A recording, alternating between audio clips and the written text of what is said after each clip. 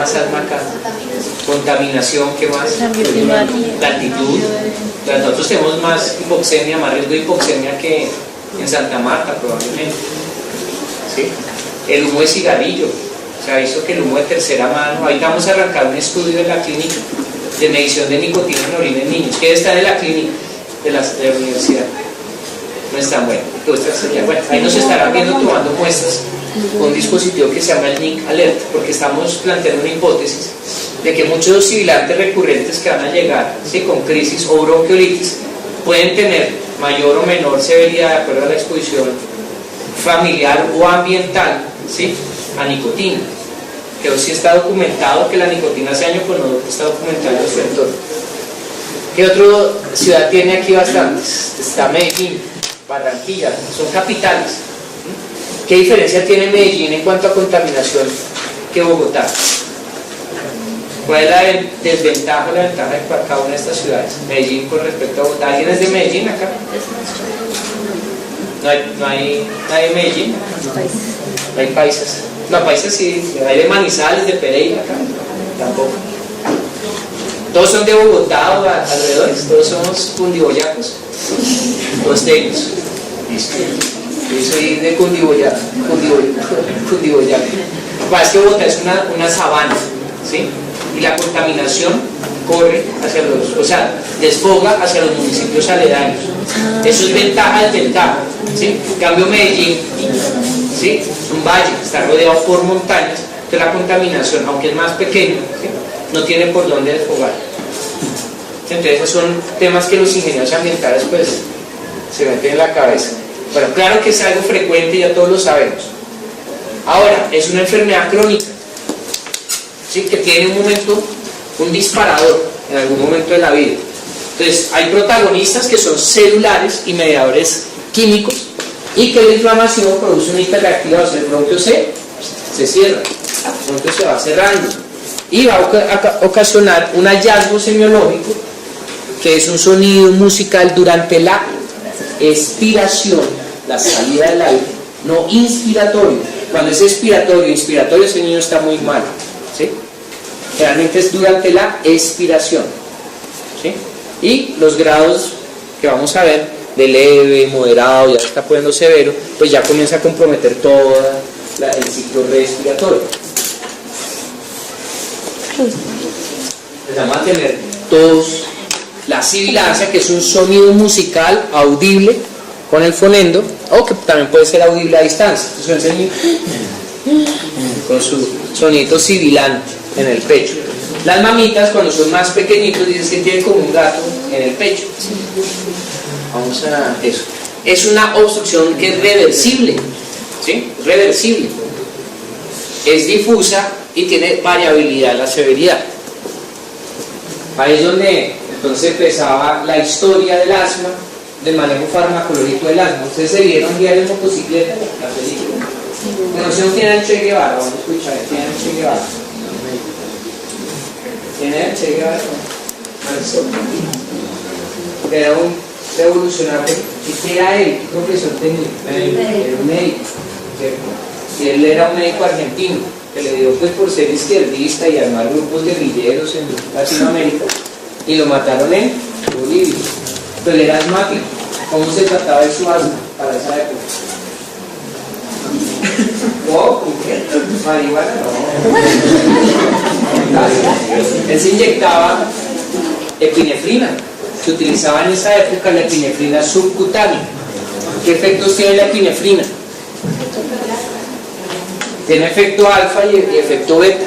Entonces la epinefrina tiene efecto alfa y efecto beta. ¿Qué hace el efecto alfa? Vasoconstricción, ¿qué más? Inotropía, ¿cierto? El corazón se mueva más rápido. Y el efecto beta, ¿qué hace? Broncodilata. Entonces tenía muchos efectos secundarios, ¿no? Imaginar a Che Guevara así tembloroso después de su dosis de epinefrina, pero ya respirando mejor. Después, eso fue en la década de los 60, 70, después aparece, ¿sí?, el desarrollo de una molécula que son los beta-2, pero no eran inhalados, eran orales, ¿sí? Entonces se toman unas pastillitas de 5 miligramos masticables, se las toma el niño o el adulto, o en jarabe de salbutamol. ¿Ustedes han visto jarabes de salbutamol? Sí. Si los has visto, ahorita vas a hacer un comentario de eso. Yo también los veo a cada rato. No los formulen, se intoxican a los niños, pueden generar taquicardia supraventricular. Y bien mezclados ahora, doctor, y les van a llevar en el rural. Formúlele el ambroxol y el salbutamol. Miren la mezcla, el matrimonio.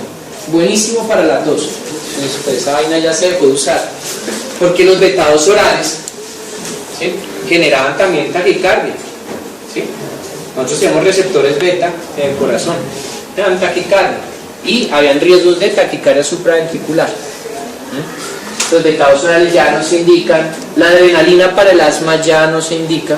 ¿Qué es lo que se indica ahora? La prednisolona, pero en cuanto a los betamiméticos, el beta-2 inhalado. Entonces vamos a ver cómo es la farmacología del beta-2 inhalado. Porque yo les puedo hablar de la enfermedad, pero es que la enfermedad la leen. Yo necesito que ustedes entiendan cómo funciona un inhalador. Entonces ustedes tienen aquí al niño.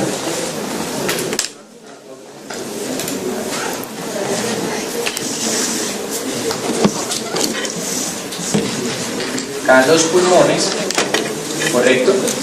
Nosotros tenemos una inhalocámara que mide 20 centímetros. Aquí viene el dispositivo inhalador con su sello elastomérico, que cuando uno hace un puff salen partículas gruesas, ¿sí?, y con ese trayecto de los 20 centímetros entonces comienza, ¿sí?, a volverse, a fragmentarse en partículas más pequeñas, que el ideal es que alcancen de 10 a 5 micras de tamaño, ¿correcto? El niño no puede hacer la apnea como el adulto, inclusive los adultos, debido a este espacio necesario, también deberían usar la inhalocámara. Esas partículas van ingresando a través de la nariz y la boca, ¿sí? Ahí vienen los dos tipos de inhalador. Hay inhaladores nasogenianos o hay inhaladores de boquilla. ¿En quienes utilizamos estos que cubren nariz y boca? En los menores de 4 años. Y los de boquilla en los mayores de 4 años que ya están en capacidad de hacerlo. Y si no hay de boquilla, entonces tocó hacer que le quepa la nariz y la boca, ¿sí?, porque es lo que vamos a ver. Generalmente esos traen una máscara facial grande, ¿sí? ¿Por qué? Porque esos son los que se cubre el pozo. Este medicamento, cuando llega a la vía aérea, tiene 3 fenómenos. El primer fenómeno se llama impactación. Va a llegar todo el medicamento y ¡pah!, se pega aquí a la orofaringe. ¿Sí? Hay otro porcentaje de medicamento que empieza a decantarse, ¿sí?, por el efecto de la gravedad. Por eso las inhalaciones se hace con el niño acostado o sentado, para favorecer este fenómeno que se conoce como sedimentación.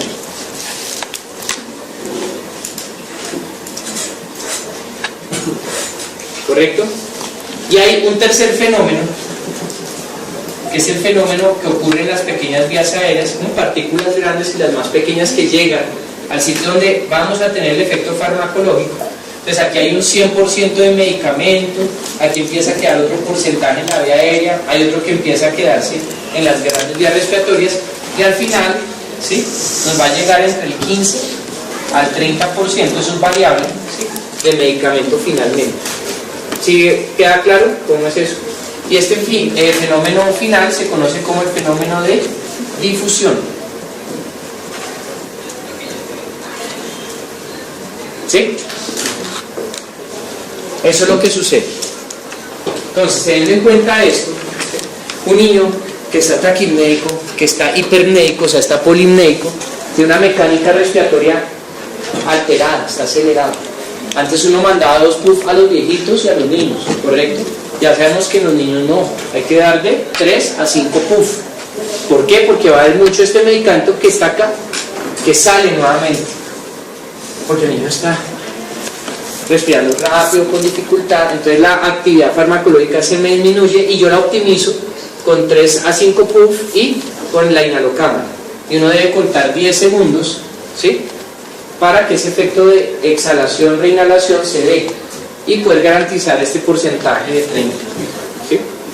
Claro, hasta ahí todo eso es lo que uno debe saber en el manejo del inhalador. Entonces, acá nosotros ¿qué tenemos? Que hay factores inductores de ese proceso sibilante.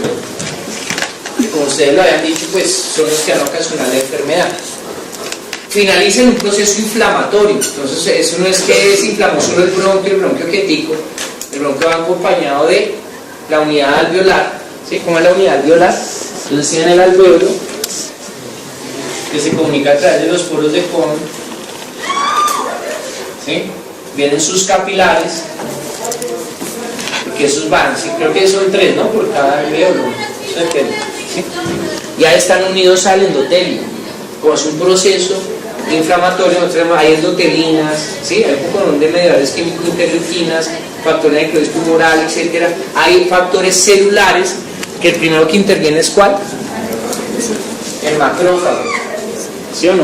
Y las células presentadoras de antígenos, y esas van a activar ¿a quiénes? A los linfocitos y eosinófilos. Y el eosinófilo es el que va a mediar la respuesta crónica, es el que nos va a montar. Y hay un desbalance entre los linfocitos TH1 y los linfocitos TH2. Hay un desbalance.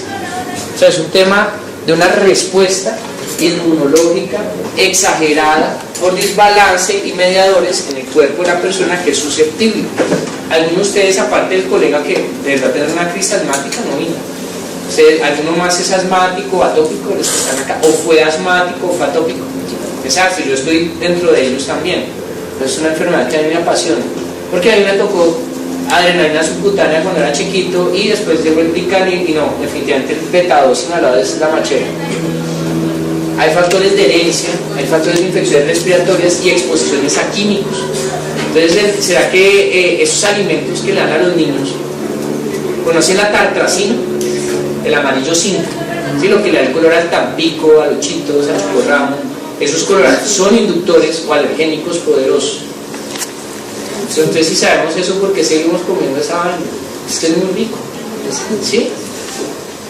Cada vez estamos tratando nosotros los pediatras y en mi persona de quitar ese tipo de hábitos, pero es que comercio, ¿sí?, es el que nos inunda con todas las necesidades, pues son inductores de asma en los alimentos, ¿no? La hiperreactividad y la obstrucción son lo que va a finalizar en una crisis. Desencadenantes, pues ahí nos enumeramos: alergenos, ejercicio, cambios bruscos de temperatura, etcétera, etcétera, que nos van a generar finalmente los episodios de obstrucción, que son estos picos amarillos. Esto es lo que vemos nosotros en urgencias y lo que ven los papás como enfermedad, ¿sí? Que el niño me llega con sibilancias, es la inflamación aguda, que es lo que nosotros como médicos tenemos que ver y hacérselo entender a los papás. Ellos tienen una inflamación crónica, el niño salió de la crisis, pero tiene que ir a su consulta externa, tiene que ir a que lo estudien, que miren cuál es su susceptibilidad. Hay que mirar cómo, si vamos a generar de forma paulatina, progresiva y controlada la exposición a los alergenos para que su sistema inmunológico lo reconozca. ¿Qué es lo que hacen los alergólogos pediatras? Generar unas vacunas, ¿cierto? Ellos hacen una prueba que es el clean test, ¿sí?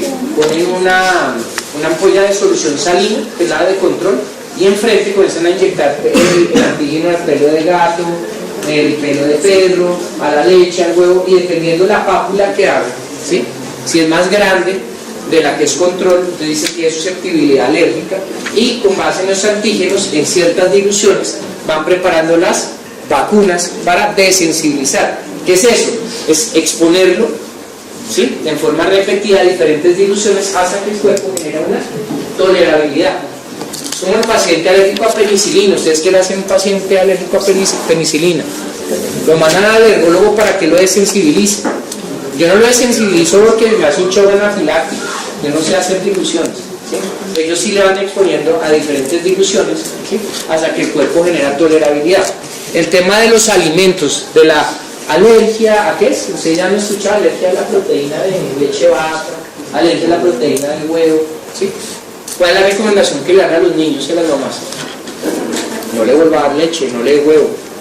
El día que el chino coma huevo, va a hacer un angioedema, ¿sí me entienden?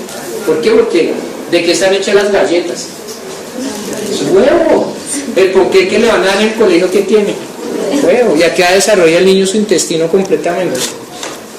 A los 2 años. A los 2 años. Qué tradición. Bueno, entonces la idea es que nosotros vamos generando desensibilización con pruebas de tolerancia, ¿sí? Paulatinamente. Entonces nuestra recomendación es mate al perro, mate al gato, quítale los peluches, mejor dicho, de niño, ¿sí? Más triste para uno. Entonces le genera estrés y les encadenó por otro lado la crisis asmática, ¿sí? O sea, es empezar a modular el entorno ambiental, ¿sí?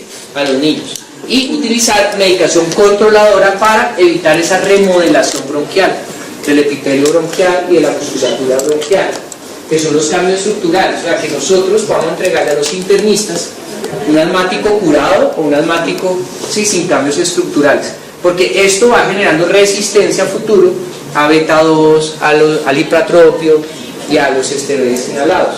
Entonces cada vez se hace más difícil el manejo de las crisis en el verdadero asmático, ¿sí? Claro hasta ahí. Entonces tenemos crisis en amarillo, una inflamación crónica, y debemos evitar esos cambios estructurales. ¿Cuáles son? Uy, esas diapositivas no sé nada. ¿Cuáles son las células entonces que inician? Está el macrófago, ¿sabes que les mostraba acá? Y hay células, ¿sí? Como está acá, que es el mastocito, que en el evento agudo va a generar, ¿sí?, la degranulación y producción de la histamina. Después vienen a participar el neutrófilo, el eosinófilo y el linfocito TH2, que es donde se da el desbalance. ¿Ahí se ve mejor? Sí. Exacto. Y estas finalmente nos van a estimular crónicamente al eosinófilo. Hay asmáticos en los que yo pido eosinófilos como conteo específico y no sale alterado. Hay otros a los que les pido inmunoglobulina E sérica para mirar qué tan alérgicos son. Hay unos que son muy alérgicos, hay otros que no tanto. Eso es muy variable. Pero cuando actúan todas estas células y sus mediadores químicos, comienza a haber secreción, hipersecreción, generando tapones mucosos.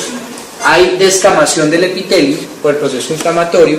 Se expresan o se denudan, ¿sí?, terminaciones nerviosas, que son las que van a mediar también más broncoobstrucción a través de la vía colinérgica. ¿Sí se acuerdan de todo eso? Ahí es donde actúa el bromuro hipratrópico.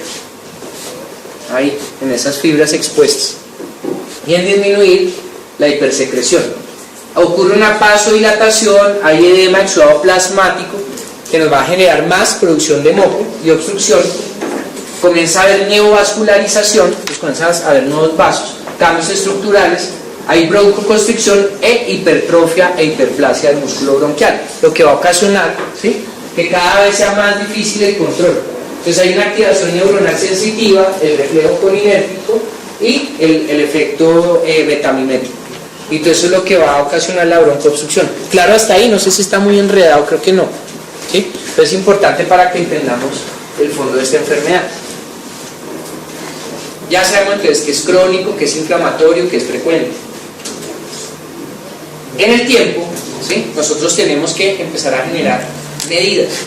Como les decía, hay niños, según esos fenotipos que les mostraba, que a los 2 años ya se les quitó y las mamás son felices y no los volvimos a ver con urgencias.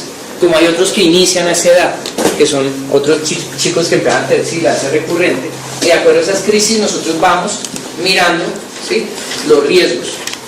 Entonces ahí es donde vienen nuevamente nuestras guías, cómo es que vamos a controlar y a determinar los sucesos respiratorios en estos niños. Entonces tenemos el flujo respiratorio pico. ¿Conocen o han visto así en consulta externa el picoflujo? ¿Conocen el picoflujo?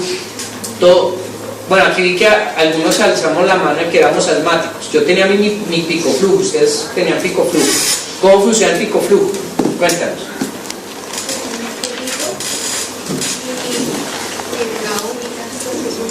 Tienen que soplar, sacar todo el aire. El flujo expiratorio máximo, ¿sí?, el PEF. Uno sopla y hay una semaforización de acuerdo a la talla en niños. En adultos sí es en cuanto al volumen, ¿sí?, pero en niños hay unos esquemas de acuerdo a la talla. Entonces les voy a mostrar cómo es el pico flujo para quienes no lo conocen. La maravilla del internet. Pico flujo.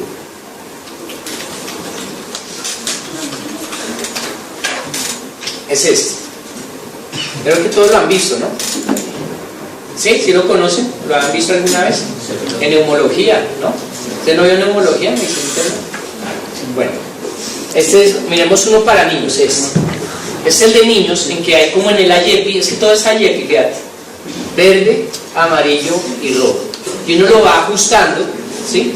Uno le va ajustando de acuerdo a la talla del niño, porque hay estudios ya hechos en Bogotá, que de acuerdo a la talla uno le dice, pilas mamá, este niño tiene que estar de urgencia, mamita, este niño está que se le tapa, ¿sí? Porque este sí tiene un valor predictivo muy alto, casi el 96%, para predecir una crisis de asma severa. ¿Qué está pasando? Que ni ustedes veo que lo hayan visto, ni creo que se los están enseñando cómo funciona, y que desde la consulta externa es la mejor herramienta que puede haber para el control del asma. Porque entonces la mamita empieza a escuchar que el niño tiene tos, que se bajó la temperatura, hace que el niño haga su expiración, se le mide el pico flujo, y si está en amarillo, ¿qué arranca a hacer la mamá? Esquema de crisis con beta 2, ¿sí? Y se evita un ingreso a urgencias. Pero si la mamita no tiene ni idea, no le enseñamos a ustedes que existe esta vaina y no se les enseña cómo se usa, pues llega en rojo. ¿Y qué pasa? Es que nos dañaron el turno, porque no estaban controlados, porque la mamita no sabía qué tenía que hacer, y hay que dar, ¿sí?, su tratamiento con prednisolo natal entre las 11 a 4 de la mañana, 11 de la noche a 4 de la mañana, ¿sí? Y en verde es que el niño está con un control óptimo. Estos picoflujos se utilizan generalmente en niños mayores de 5 años, en los verdaderos asmáticos, que ya están en capacidad, ¿sí?, de forma voluntaria expirar, ¿sí?, todo su volumen expiratorio máximo. Y ahí pues está el picoflujo que se mide en mililitros. ¿Sí? Ahí están los semáforos. Síntomas diarios, ahí está la forma que uno va clasificando la severidad. Claro, hasta ahí. Bueno, acá les tengo el ejemplo de cómo sería el uso del picoflujo. Bueno, entonces esos son temas que los ingenieros ambientales pues se meten en la cabeza. Bueno, claro que es algo frecuente, ya todos lo sabemos. Ahora, es una enfermedad crónica, ¿sí?, que tiene un disparador en algún momento de la vida. Entonces, hay protagonistas que son celulares y mediadores químicos, y que la inflamación produce una hiperreactivación. El bronquio se cierra. Un dispositivo que se llama el NIC Alert, porque estamos planteando una hipótesis de que muchos sibilantes recurrentes que van a llegar, ¿sí?, con crisis o bronquiolitis pueden tener mayor o menor severidad de acuerdo a la exposición familiar o ambiental, ¿sí?, a nicotina, que hoy sí está documentado que la nicotina hace daño, pero no está documentado en su entorno. ¿Qué otra ciudad tiene aquí bastantes? Está Medellín, Barranquilla, son capitales. ¿Qué diferencia tiene Medellín en cuanto a contaminación que Bogotá? ¿Cuál es la desventaja o la ventaja de cada una de estas ciudades? Medellín con respecto a Bogotá. ¿Alguien es de Medellín acá? ¿No hay nadie de Medellín? No hay paisas. No, paisas sí, hay de Manizales, de Pereira acá. Tampoco. Todos son de Bogotá o alrededores, todos somos cundiboyacos, costeños. Listo. Yo soy de Cundiboyaco. Es que Bogotá es una sabana, ¿sí? Y la contaminación corre hacia desfoga hacia los municipios aledaños. Eso es ventaja del delta, ¿sí? En cambio Medellín, ¿sí?, es un valle, está rodeado por montañas, entonces la contaminación, aunque es más pequeña, ¿sí?, no tiene por dónde desfogar. Más asma acá. Contaminación, ¿qué más? La altitud. Nosotros tenemos más hipoxemia, más riesgo de hipoxemia que en Santa Marta probablemente, ¿sí? El humo de cigarrillo, se ha visto que el humo de tercera mano. Ahorita vamos a arrancar un estudio en la clínica de medición de nicotina en orina en niños, que está en la clínica de la universidad. No es tan bueno. Bueno, ahí nos estarán viendo tomando muestras.